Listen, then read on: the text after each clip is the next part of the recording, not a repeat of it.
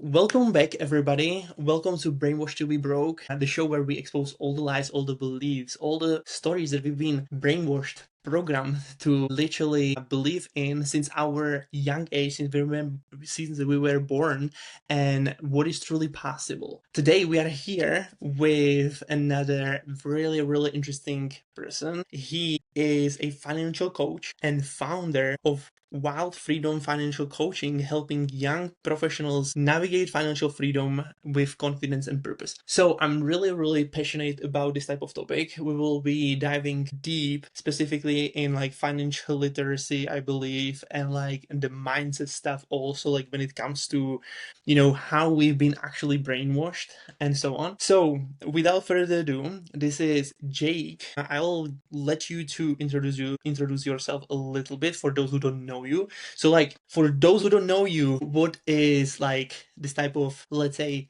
claim to fame for you? Sure. Yeah, totally. Hey, thanks for having me on. Looking forward to our conversation. Yeah, a little snippet about who I am. So, my kind of journey into passion around personal finances and diving into the coaching space began with my story related to student loans and my journey to paying off a lot of student loans early in my career. So, that's kind of a spark that got everything going and something that I love Yeah. talking about. I heard a little bit of that story. It's really inspiring because like when you said that you had been like you've been literally with your newly family, right? Like literally 100K it was debt, did you said around 100K or Yes. something? Yep. Which is crazy. Like if you think about it, like how the system is set it up right from the beginning, and we are literally like exposed to that system without even knowing, and most of the people like literally, experiencing it.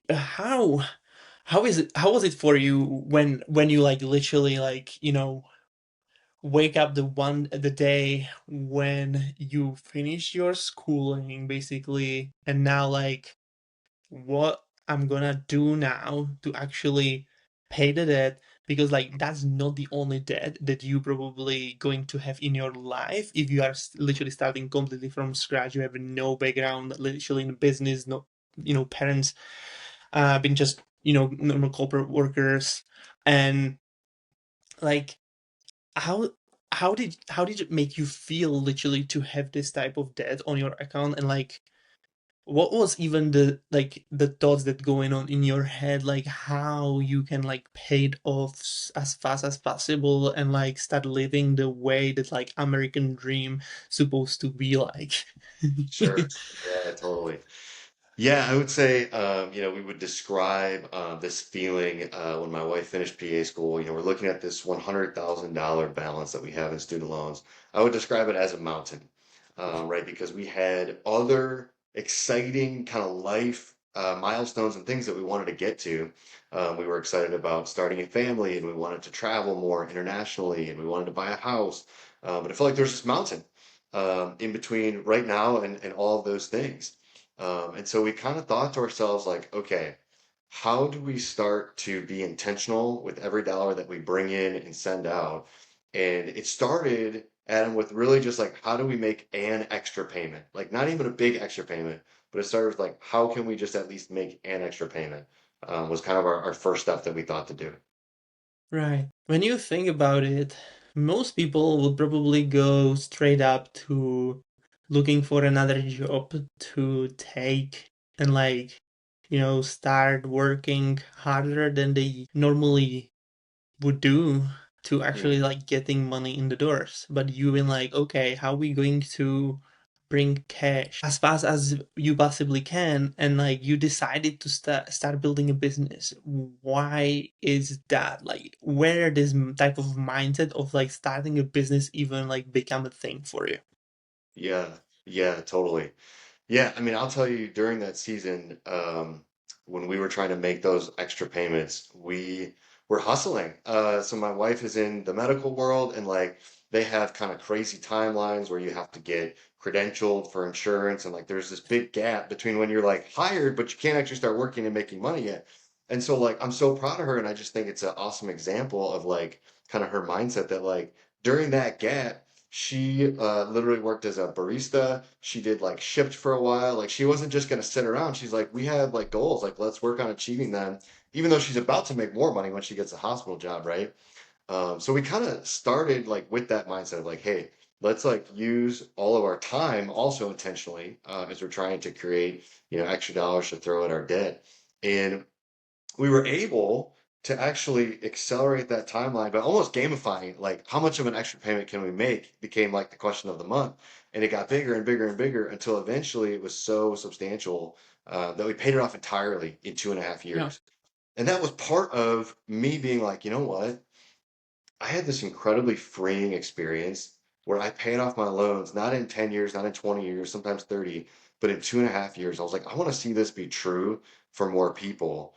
And so that was part of my excitement to go and start a coaching business, which started very small at the beginning, almost like an experiment. Then I was like, dang, people need this. This can make a difference. And so I jumped in Wow. and now I do it full time. Why coaching business? Like, what Mhm. led you to build a coaching business? Because there is multiple different ways how you can make money online. Like, it's so many. So why it actually like led you towards coaching? Is there something like from your background or like from your like young age or something that you've been like experiencing like that you love coaching people or something? Like, what was it for you? That is such a great question. And honestly, I think for me, it came down to that I personally have been incredibly blessed by coaches and mentors in my life who stepped in and have been a huge part of my own development.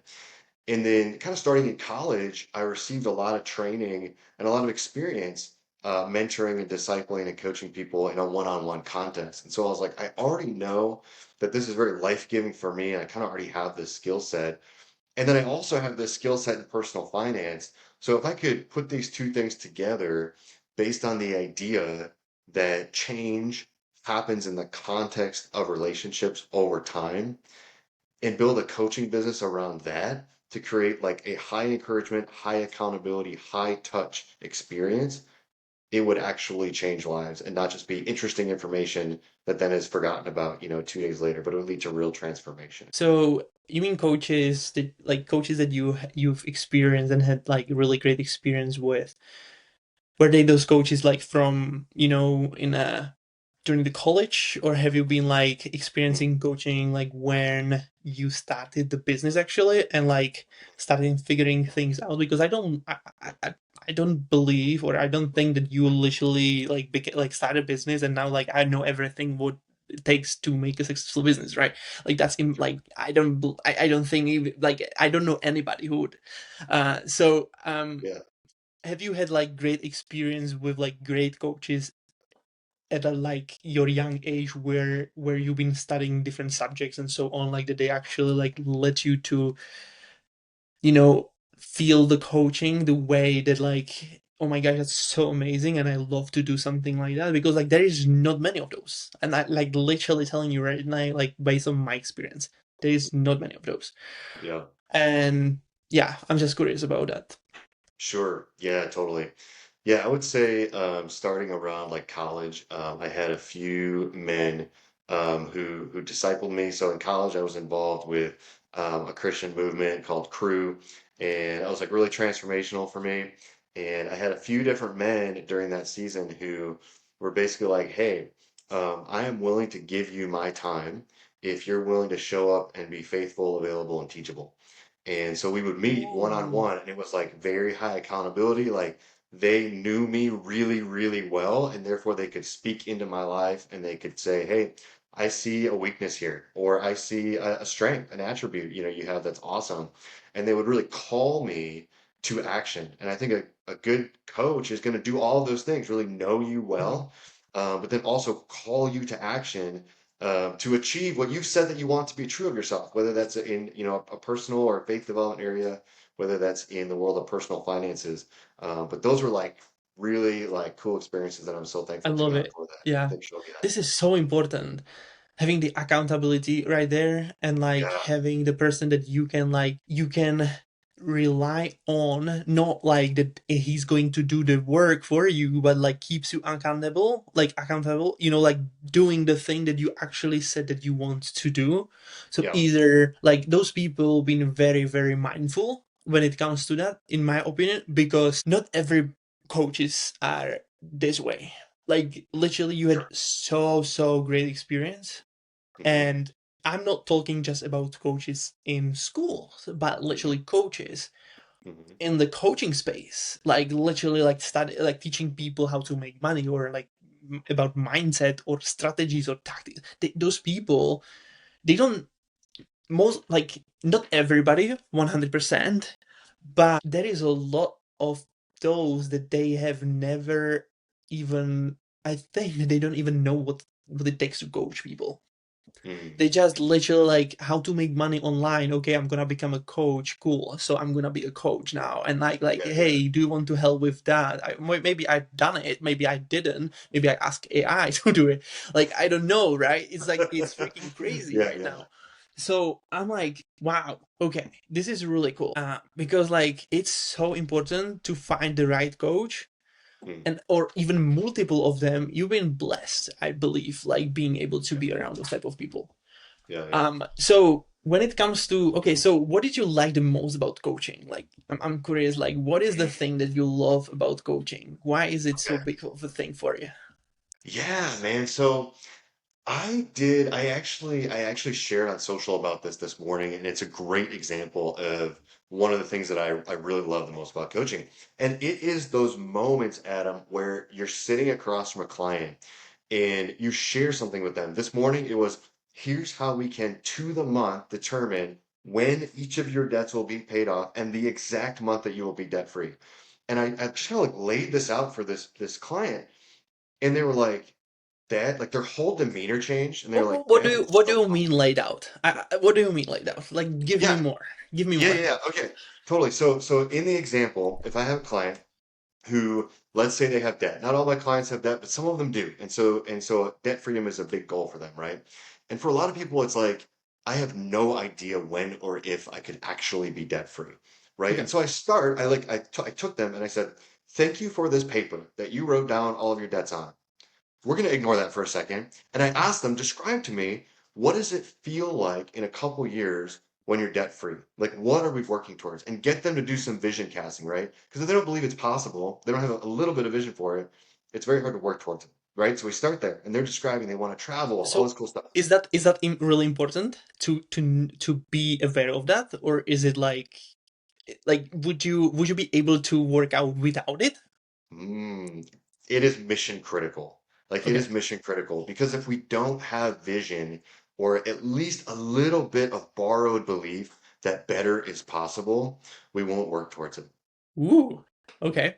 Love it. So Yep. critical, right? Yep. Right? And I Hmm. think you'd agree with that from all the work Oh that yeah, you I do, do. right? Yeah. That's why I'm asking. Yeah, yeah. Yep. So then once we kind of do that vision casting, I was like, here's where we're gonna write out each, like we're going to make it tangible, right? We're going to take this thing, whatever the big goal is in personal finance. In this case, it's paying off debt. We're going to make it tangible by listing, okay, here's your debts, here's your balances, here's your interest and minimum payments. Let's figure out what we could make in a total payment towards your debt each month, right? By helping them raise their income or lower their expenses, right? And we plug that in and we see, okay, how much of an extra payment is that? And then the tool that I use will spit out, okay, therefore, in December of 2026, your first credit card will be paid off. We'll roll over that payment that no longer exists. Our first mini win just happened into our next one. Okay, then by February of 2027, the next one's paid off, and so on, until there's like a final end date that they can look at on a piece of paper and then play with and say, well, what if I worked an extra 10 hours a week? What if I cut my cable just for the next couple years? How would that affect my timeline? So we can make value decisions. And it gets really exciting because they feel empowered. Yeah, I love it. Well, this is so powerful because like there is not many people in the world that they actually even look at their financial statement, like literally where the money Mm. goes, where the money flows, like how we going to get money in the place, like what is the like they don't going that deep. And like I'm curious, do you know why would it be that, like why they don't look at those things? I'm just like curious, have you figured it out, or what is your thoughts on that? I would love to hear that. Why do Sure. you think? I think that it is because it feels overwhelming. I think Mm, there's initial pushback yeah, because it's like it feels like a lot of numbers.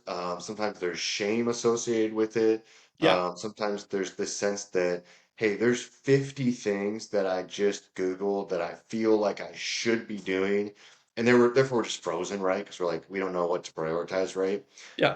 And I think honestly, it just feels defeating when you add all of that up.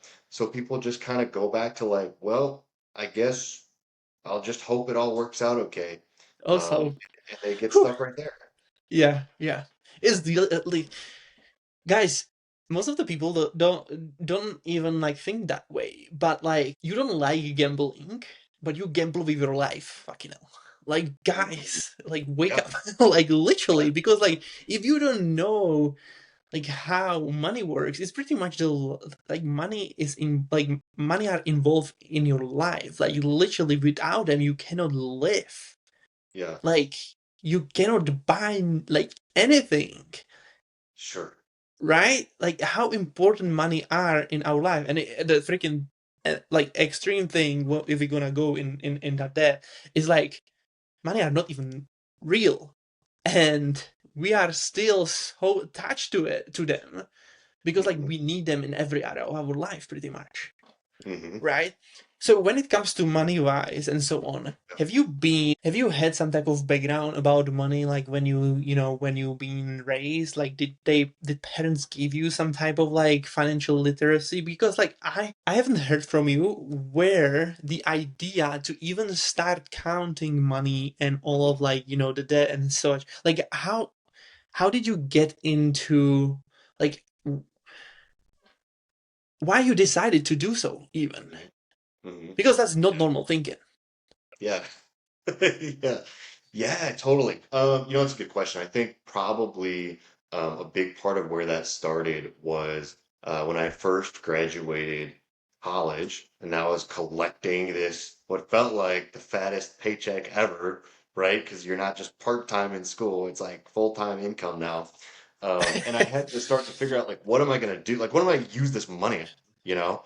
And I was really actually super blessed because at the time, my stepdad was like, "Hey, you should go take this course called Financial Peace University," and it was great timing. It was like right as I was like getting access to more money than I ever had, right? And so that kind of gave me this inspiration, like back to the vision casting, right? Gave me this inspiration about like what it could look like to live debt free, what it could look like to have compound interest on your side. Like I actually really like that analogy you gave about gambling, because the thing about gambling is the house always wins, right? The odds are slanted against you when you enter a gambling environment, right? And that's so true in our money because the billions of marketing dollars that are bombarding you with messages every day are slanted against you. They're trying to make it seem normal to have a credit card that has a balance. Normal to buy a nice car at a young age, but with a huge loan. Normal to keep your student loan. Those things might be normal, but it's not a good idea. It's not a path to what you want, which is stability, wealth, generosity, these types of things. And so thankfully I got exposed to like, hey, there's a different way than just like what the world is feeding you to think about this at a really early age. And then immediately had like a test case of that student loan story I was telling you. And it Mm. was like, okay, this worked. Now I'm just like off to the races, right? Like I want this to be my lifestyle and I want to bring other people along the way. Have you read any type of books or something like that you get like, financial literacy going, or was it everything from that, from that coaching or course or whatever you just mentioned? Sure. Um, because like for me it was like I have no clue about money until I started learning and reading books about it, right? Like literally. Yeah, yeah. Like I've been like money came, money go, like money went, like literally. Like you know what I mean? Like Yeah. that's usually like, oh my gosh, like I'm making finally like money, and like not just a little bit, but like I finally making like kind of good chunk of money when it comes to like you're working for corporate, and now like wow, okay, so now what I'm gonna do, okay, I'm gonna buy this because I can. You know what I mean? There is no like rhyme or reason to like why I'm buying stuff, or even like what is valuable, what is not valuable, like how to actually like the financial literacy was completely out of my plate. Like I didn't Sure. have any clue, right? Hmm. So was there something like, have you, because like, did that whole studying that you had, recommended by your parent, Mhm. was that covered all of it, or you had to like start digging deeper? Mm, yeah, I would say it was a really, really good start and Mm, kind of kick-started my own personal journey to going even deeper. mm, And some of that was through a little bit of reading, some of that was through, podcasts, and then just reading lots of articles yeah. online, from different sources. I even have a personal finance magazine that I get, which is so funny because I'm like the most old school, like I feel like a boomer, like reading my magazine of personal finance, but I still enjoy it. I love it. So it's kind of a combination of those things that I dug deeper on. Yeah, I love it. Okay. Okay. How did that become a thing? Like, how did that happen? To have a Yeah, like, I think yeah. for me, I kind Mm, of realized like if I level up my skill set in this area, it will create real flexibility for my family now and in the future. okay. And that has already begun to manifest itself in our opportunities to do things like travel abroad. In my opportunity to start a business from Yeah. zero, right? And different things like that. So for me, it kind of just like was a snowball that just like was like, yeah, this is a really cool, empowering thing that if I can get a good hold of it, it's gonna just be a huge blessing for my family for years to come. Get out. Oh, that's fucking cool. Okay. Because like that's okay. So you basically like the is it something like have you been doing it for a while like like writing those like the magazines or something like that like of the financial like about the it's about financial literacy, right? Did I say Yeah, it yeah, correctly? yep. Okay. Do you still doing it, or is like available like for anybody who wants to sign to it, and like they can get like it's just like, oh, was it just a one-time thing or something? Like, tell me more about it. I'm just curious because I have no background in Sure. that, and I would love to learn more. Yeah, yeah, totally. So, yeah, for me, I mean, it's going to be a lifelong journey because I'm always Okay, finding like more things that I didn't know about personal finance, that I could I apply to see. my Uh huh. life. Um, and so, a lot of those resources that I'm still using, whether it's like the Ramsey Show or it's articles, on Investopedia or NerdWallet. The magazine is Kiplinger, not that that Right. one's like overly special by any means, but I always like to skim it and be like, is there anything that I don't know? Is there anything that's changing in the landscape, that I could take advantage of that I wasn't doing before?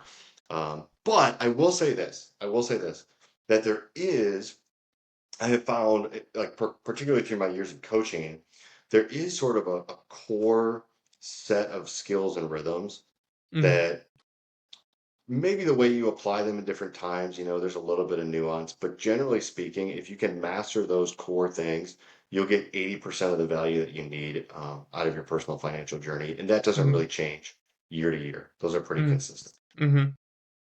Have you like when you started the business? Hmm. What was like going in your head when it comes to like what it's gonna take to actually build it?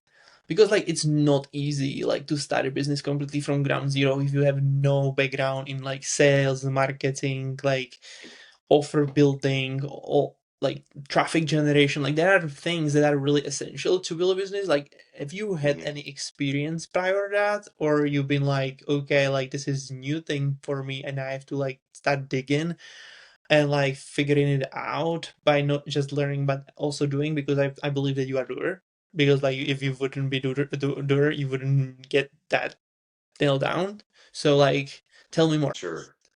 Yeah, yeah, that's fair. I think a big thing that I had to focus on when building the business was understanding the client and understanding how to interact with the client in a way that is meaningful and makes sense to them. And I think this would be Mm, true mm, for any business, right?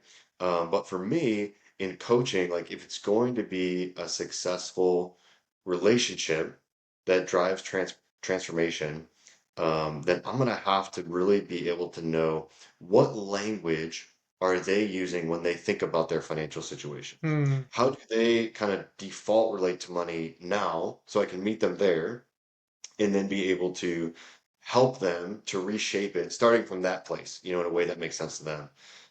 So that was a huge thing that has paid huge dividends, and you can tell it's working when you're working with a client and they're like, yeah, that's exactly how I feel, or Mm. this makes perfect sense to me now for the first time. No one's ever explained it that way. Those are the moments where you know you're doing it right, but it takes a lot of work to get there, Yeah. so that you're communicating in a way that makes sense to them. Yeah, yeah. So that was the biggest challenge right from the beginning, like that you had like, okay, how I'm going to be communicating the message the way that is actually going to land with those prospects. That's what you The say? messaging, and then also I would say taking when I talk about kind of like core skills and rhythms, taking that and simplifying it Mm, and packaging it in a way that's approachable for anyone, I right? see. Because personal finance is already scary enough. Like we talked about, like that's why people don't dive into it, right? Because it just Yeah, feels too scary already. I think it's I want to say Donald Miller, you might know, but he says if you confuse, you lose. And yeah, it's like all about in business, you have to make it like stupid simple because our brains want the path of least resistance. yeah. And so I know what you, everything yeah, I've done, yeah. I know yeah, what you're talking about, but I okay, haven't heard that name. But like, yeah, okay, there is like lots of people who talking about it also, like similar sure, way. Yeah, but yeah, yeah, yeah. yeah, I'm sure there are. And so what I've done is taken, concepts around tracking your money or around directing your Oh yeah, dollars and basically tried to make it as least technical as possible, make it really, really simple, even get people to simplify the way that they currently do it just so that they can stick with it. yeah. Because if you can stick with it, you're going to win. Okay, I'm gonna ask you a question that probably like lots of people are asking right now. So, is it even possible to become financial free even though you are not having a business and you are just a normal like corporate worker person? Is it possible to become Mm. financial free? I think that it's possible to become financially free, probably with a large variety of professions.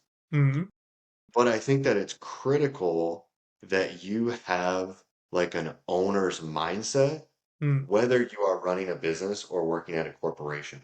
mm, So maybe we could talk about that for a minute mm. because that's one of the big things that I see, Adam, is people who kind of feel like there's the mindset of like, I'm not the owner. And you'll hear it when we say things like blaming the government, blaming the current administration, blaming inflation, blaming Uber Eats for having too yummy of food, right? Like all of these crazy things. Then if you stop and think about it, it's putting ownership outside of yourself, Sure. right? If instead, and this is not an easy shift to make because the only person who can enforce it on you is you, but if we do like, so there's a book called Extreme Ownership by Jocko Mm. Willink. Have you read that one? I haven't, but Okay, you would love I'm it. real. Okay, I will check it out because like yeah. Easy read. It's not a long Yeah, yeah, book. yeah. Super easy No, no, read. no. Yeah, I'm good. I'm good with English, like understanding and reading. Yeah, My communication skills are freaking lacking. So I'm like my oh, they're focus is completely big fine. is like yeah, communication is the biggest Yeah, thing that I'm working on because you're like completely fine. influencing pretty much everything. Like it's sales, is like communication, the podcast. But the thing is that I'm literally studying all the time, right? Like that's literally Yeah, for me like practice. It's so crazy, like like being 200 nearly on like with in 6 months of interviews. It's freaking insane. Like, you know what I mean? Like, okay, I'm gonna take it a little bit softer. Like, 8 months probably now. 200 interviews I've done so far. Like in sure, 8 months. sure, Like sure. going, yeah. So yeah, but you know, like when it comes to yeah ownership, it like Yeah, taking the yeah, yeah. ownership, it's so Yep. freaking it's so important because like you have to really understand that there is nobody who's going to save you. And also like if you don't take the ownership and you're always going to be complaining based on like this person did that and it influence like that's the reason why I am not successful or I'm not like good enough or whatever, you're never going to become powerful person enough to be basically to do the things that actually are necessary to get the loan out of your way or build a Yep. business or something, because the ownership actually gives you the power, right? Like Mhm. because like maybe you're gonna have better explanation because for me it's like I'm listening a lot but not talking a lot, so like I'm handing it back to you. So like how would you describe how important is actually like having an ownership, like taking the ownership for the things that you are actually like, like mm, just like how ownership is important in your life to basically, let's say, get to the goal that you want to achieve. Yeah. Ownership is arguably one of the biggest shifts that will kind of unlock everything else. And if we take the example of your financial journey, right? If nothing is ever your fault and you don't have any ownership over it, then yeah, of course, there's no way to spend less money. Of course, there's no way to earn more money. And therefore, I work in terms of what I call financial independence dollars. Right. Okay, so our income minus our expenses equals our financial independence dollars. Well, then, okay, we can't create any more dollars. Close the book, go work until we're 70, and then still have no money. But if we say no, every dollar I spend, I choose to spend. Like end of sentence. Like that sounds harsh, but like that opens up a lot of possibility because now it's like, well, maybe I could negotiate some of these bills. Maybe I could cut something. Maybe I could buy this a different way. Like this is my money. I should decide where it goes, not wonder where it went. So like, and then on the income side, it's like, okay, so we're not earning enough income. Do we know, and I help my clients with this, do we know how to negotiate our salary? Like how to ask for what Mm-hmm. we're worth at our Mm-hmm. workplace? If we've exhausted our options there, what is the most profitable route to use our time? It's our time when we clock out to go build that business or that side hustle that we enjoy and could earn some extra income. Like, there's no one stopping you, right? If you, like you said, if you can be a doer, like you can make it happen. So ownership, just making that one shift, it unlocks this whole world of possibility, and I think it's critical. I love it. Yeah. You know, ownership is that was one thing that I wanted to say in here because, like, when it comes to taking the ownership, you can either complain about things that other people does that you don't have control, or you can take the ownership over the thing that happened, because the only person that you can change and you can actually Yeah. make the difference is you. Yeah. That's what I wanted to bring up, even like from like because that mm, aha moment, or like how to call it, literally changed the way that I see the world. And then there was like bunch of different shit that I had to go through. Like literally, like there was a lot about mindset, and like, this insecurities for me was really huge. Like because, like, especially like if growing up with parents that they not having like you don't have the support, for example, because they're still working like all the Yeah. time, that Sure. like you don't like, is it something that I did wrong? That wasn't communication ever, right? That was just like my parents are always work. Probably like I'm not that important for them, or they are, like everything that, like, kid doesn't know, like literally the thoughts going over. Yeah. Have you ever experienced something like that? Have you have the issues, like mindset issues that like stop you from doing actually certain things that like uh a part of the ownership thing, but like when it comes to like self doubts, like how you see yourself, how you value yourself, and so on, I think that would be helpful here too. Mm. Yeah. Sure. Yeah, I think starting my business, you kind of alluded to when you run a business, you have to wear all the hats. Mm. And most people haven't worn at least some of those hats, right? Yep. In whatever their previous work experience was, right? And so one of the things that I had to kind of wrestle through and figure out was, okay, if I am going to run a successful business, Mm. then I need to meet a lot of people. I need to go to a lot of events. I need to find people that I can get coffee with. Like I need to just get out and just do all these things. Whether I really feel like it on a given day or not, whether that sounds fun to me or easy to me, or it doesn't matter because I'm the owner, actually quite literally in this example, right? But like I'm going to own my own destiny of whether this is going to take off and I'm going to change lives or this is going to sort of be mediocre and then eventually I won't do it, right? And I had to sort of get over that you're going to have to do some things that you don't really want to do, but ultimately, you're deciding, I'm going to make some sacrifices because of something that's way greater. Greater for me, but also greater because I can help a lot of people and I Mm. want to make that a reality. So I'm willing to make some sacrifices to do that. But I had to kind of be like, yeah, you're going to have to do some stuff you don't want to do, and that's just going to have to be okay. Like sacrificing things that you love is so difficult. Like when like I'm talking a lot about like because like I can resonate with this a lot because like when it comes to being in that situations that like how it was for you when you jump into business. And like, did you take it from your like personal side with your, I don't know if it's your girlfriend, spouse, or like the lady Yeah, that you my wife. mentioned there? Okay, your wife. Yep. Okay, cool. Yep, my wife. Yep. So, how the relationship been for you when you started a business? Because like I Mhm. know that some people are getting so obsessed about business. Mhm. Specifically me, I get so obsessed when I've been already like in a relationship with my still girlfriend. Mhm. Like we are already like 8 years together, 9 years this year. Freaking crazy how the times runs. Anyway, um, but there was time like she knew me as the person that before I become a entrepreneur, Yeah. Okay. and then when I did the shift, she had to find a way to me again because how I changed. Okay.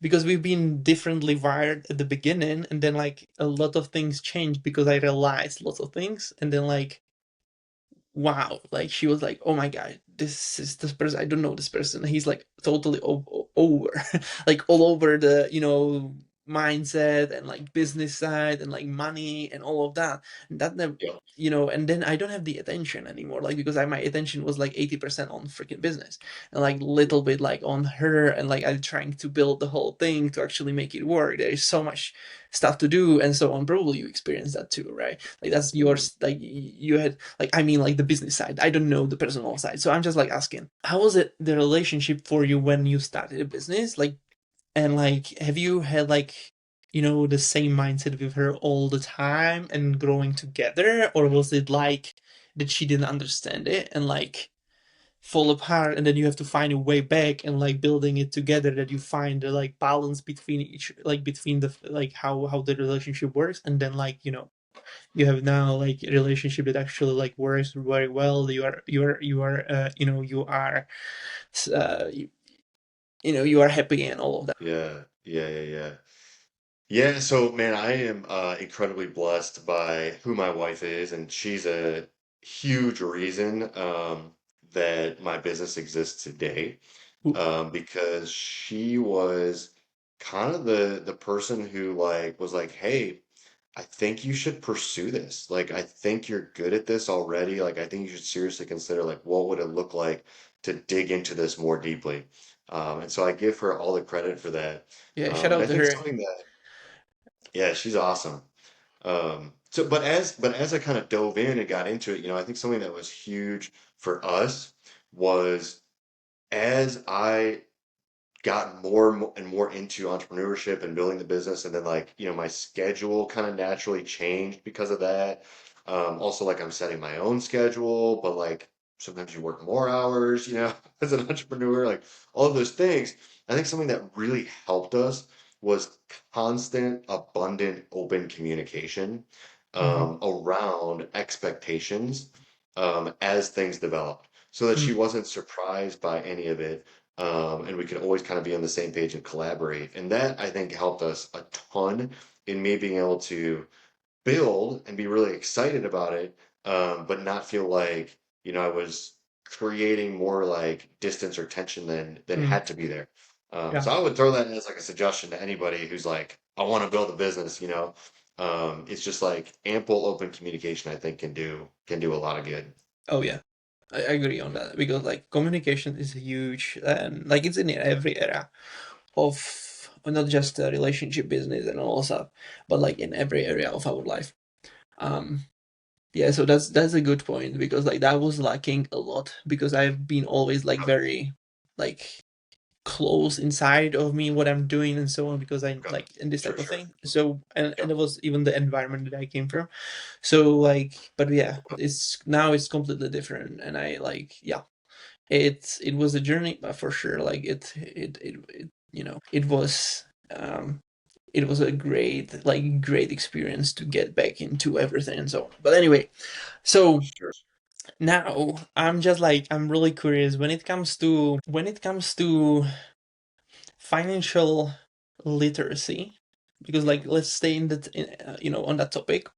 When it Mhm. comes to financial literacy, and what was for you like the biggest like aha moment when it comes to like how money actually works, and like how you can like how you deciding between what is, for example, I don't do you invest at all, or you don't really invest, or like the investment that you do like is into the business. I'm just like curious before I can actually like point the conversation to the right direction. Okay, yeah, sure. Yeah, so personally, I guess available dollars for me are both invested into the business at times, are invested into, long-term goals, or short-term goals at other times. So it's kind of a mix for me personally. Okay, love it. Okay, so Mhm. when it comes to that way, basically you answer even the question that I wanted to ask, because like if you literally like using you know the money that you make to like pay your bills basically, and then like reinvest into business, that's pretty much like you are deciding based on that you've already decided what is like good investment, what is bad investment, right? Mhm. Like because like this type of things, like we can talk also like about like when it comes to, because most people think that literally like buying a house is actually investment instead of like liability. That's another craziness that is like going there. Do you want to talk about it? Is it something that you would have Sure, yeah, some we of can those talk about thoughts? that for sure. Yeah, Yeah, yeah, yeah, cool. totally. Okay, cool. Well, yeah, I can hit that real quickly. I one of the kind of the common areas that I will work with clients on is like rent versus buy, Yep. preparing to buy a first house, and all that goes with that, right? Like credit score, a lot of that is myth busting, which it sounds like Okay. maybe you're alluding to, right? Okay. Yeah, yeah, yeah. And I'll help them. Like myth busting becomes a lot easier when you just do a little bit of math because you can dismantle what you heard on TikTok, what your uncle told you, who's not actually as rich as he says he is, right? Like all these things with a little bit of like high quality math that takes a few minutes to do, right?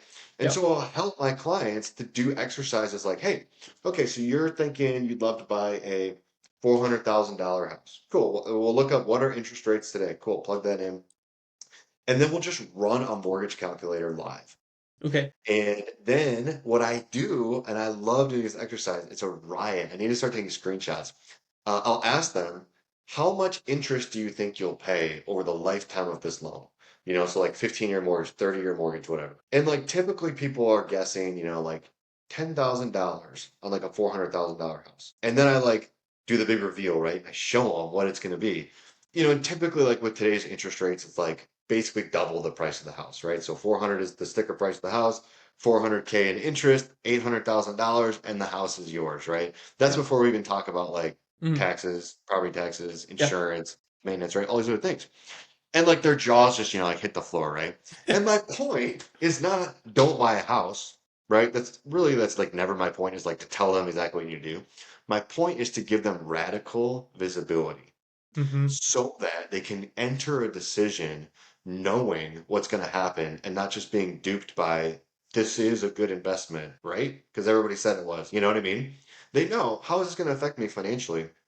In that way, and I like to have that conversation early because then you have a runway. If you didn't like how that calculator spit your numbers out, you've got a runway to be able to say, cool, well, I could save up a larger down payment. I can improve my credit score. I could pay off some debt that would help with that. Like I could do different things that would allow me to purchase a home still, but in a much more economically viable way where I don't end up, kind of borderline taking advantage of because I didn't Yeah. understand the implications of something. So you can tell I feel very strongly about this. I get really I excited love it. about it. Yeah. But it's a This great is so opportunity. so important and crucial. Like literally to be at least aware of what it takes to buy a house. Yeah, yeah. But for example, I'm gonna challenge you in here because like Go for it. literally, I would never ever buy a house on my own expense. Like Okay. never. Like never. I don't know why, but like that's what I've learned and like what I studied, and I would literally never do that. Because if you're gonna play the game of uh like the game of what bank place, you literally can have a house that pays you dividend, or like pays you basically, passive income. Yeah. Um, but and literally you don't even have to have the full payment to pay the whole house. Anyway, like that's another conversation for another day, because like I don't know how Sure. big of a like if like big of a geek you are in that area, because like yeah, like we don't even own a house, and I'm gonna be owning house only like a business, nothing else. Yeah. And like once the business, the owning house, the rent, the basically passive income going to be able to pay me for a house in cash, I'm gonna literally buy a house in cash. Mm. Done. And like if like this is like the thing, like there are multiple ways how you can like literally buy houses, and like Sure. literally like that the house is the basically the renter is going to pay for your house, if you, even though if you're gonna take a loan, for example, you, so you don't even have to have the cash. Like literally the only thing that you need to have is the down payment, and then you, if you have multiple units that actually pays you every month, you can use that, the amount of like that you are in profit, and use that to pay the debt for your like owning a house, like for your basically being the owner of the house, buying it on your own expense, and you're not really, because you have assets to pay it for you. Like but do you how big of a gig you are about assets like building and like portfolio building? Have you been even thinking about it, or like have you, I'm just curious because like this is I'm really passionate about it too. Yeah. Yeah. Okay. Yeah, totally. Yeah, no, it's a super interesting area. And one of the things that I kind of like about what you said is that like you haven't personally just adopted this idea that you're an idiot if you're not buying a home for your primary residence. Like I Mhm. think at least like from what I see, like that is how a lot of people feel. A lot of my clients feel in their 20s when they're still renting, right? Is they're like, I just feel stupid because everyone tells me I'm throwing away money if I'm still renting. It's like, hey, Yeah. renting is basically just outsourcing home ownership, Oh yeah. right? Like the amount of time that you get back, if you're trying to use that time to build your business or work extra hours or like whatever, like there's totally valid cases to be made for renting for really as long as you want to, right? Like you're not an Mm. idiot for renting. It's something that I convey to people a lot. And yeah, that can totally be a great direction to go Yeah. to build out, the real estate portfolio.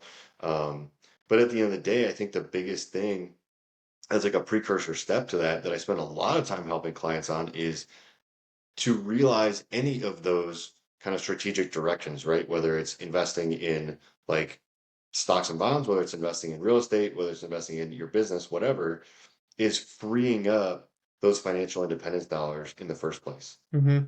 Yep. right? True. So that we're Yeah. able to do those avenues, not in a way that's in theory or we're excited about or it's a plan or it's a dream, but it's like, no, I actually have a concrete step by step way that I'm going to free up a large amount of money that I'm going to stretch myself, Mm-hmm. to free up each month to actually put towards those things that are going to Yeah. move me forward, wherever that direction ends up being. And like just a side note in for that topic about like buying houses for basically rental and so on, is Yep. this is the only industry or market that I know that has more than 90% of success rate in a business, Mm. Mm-hmm. because it's so simple, it's so dumb. Like Mm-hmm. you don't have to be a genius to freaking buy a house and rent a Sure. house, right? Sure. Because when it Yeah. comes to building a business, that's a different beast, right there. Like how many, like what is the percentage of actually succeeding online with business? It's very low. Very, very low. Very, very Very low. low. Yeah, even like like depends on what type of business, but it's even like under 10% Yeah. sometimes. Yeah. That was Literally like the latest number I saw. Yeah. crazy. And like we decided to go with that round, which are we are the craziest. That's the reason. Yep. You know what I Totally. mean? Yeah. Totally. Yep.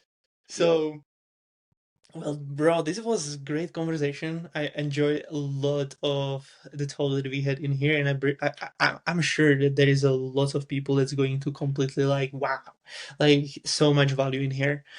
So when it comes to like, I want to end the conversation with one last question and then like three rapid fire.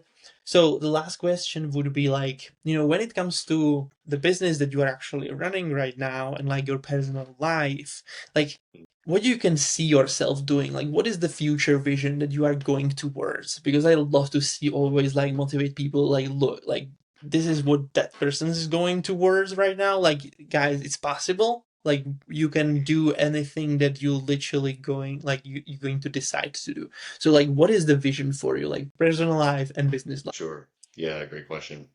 Yeah, I would say, on the personal side, my vision for my life is to follow Jesus and to basically just like love people well. And so for me, part of that involves work overseas. And so continuing to travel overseas and be engaged in that way is What a something I'm life. excited about.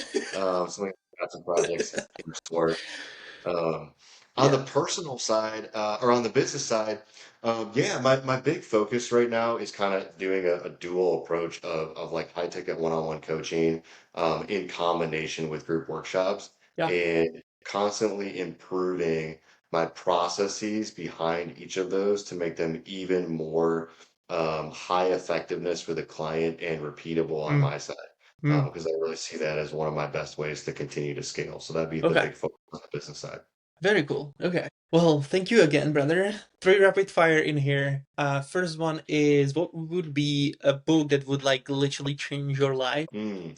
Yeah, I'll point us back to Extreme Ownership by Jocko Okay. Willink. That one is a great read, and yeah, have totally implemented that in my Yeah, life. totally lend it. Totally lend it. That book now with the conversation that we had. And there are a Sweet. bunch of like, even like if you guys want to, for example, go to, like the background of real estate, like everybody knows freaking Robert Kiyosaki. That's like one of those people. And then like Grant Cardone and this type of things. They are doing this like real estate in a huge way. Um, Also like when it comes to you and your, yeah, like your business and so on, do you have like any, have you ever write a book, or do you have something like that people can sign up for, like find you, or like some type of freebie or anything like where they can find you? Sure. Yeah, totally. So, I don't have a book. I haven't written a book yet. But absolutely, people can find me really easily if they go to wildfreedomfinancialcoaching.com. And on there, there's actually my calendar. So if like people have, personal finance questions, they need some clarity, they can throw a discovery session on my calendar at no cost. And that's just an opportunity to have just a chat like about where are you at, what do you care about, and kind of talk potential roadmap, for what might be helpful for them in their journey. Okay. So the second question is, if you would have the power of getting rid of some type of advice from the internet, what the advice you would delete actually from the internet that doesn't serve people? I've never had somebody ask me that. I would say that the advice that I would delete is this idea that, like, actually very connected to our like personal accountability and then like ownership discussion would be like this idea that policy changes or this and that are the problem and we need to try to like complain about this more loudly and it will somehow like fix our finances, Good like luck with we should that. we should be Yeah. involved and we should be involved like and we should vote Yeah. and we should be involved in policy, like all those things, but like we should not wait for those things Oh yeah. and think it will solve our problems, right? Because it's a band-aid on a bullet hole. And instead we should like take action of what we can control. Love it. And a last question is, if this would be your last interview that you would ever done, what would be Mhm. the message that you would love to leave behind you for the generation? Wow, I love it. I love it.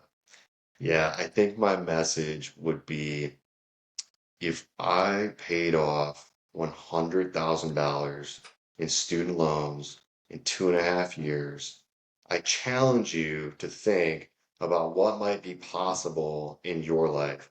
If something is meaningful to you, how could you accomplish it in your financial life? Let's go. Love it. Well, thank you so much again. And for everybody who's listening, we will see you guys in the next episode. Bye for now. Thanks.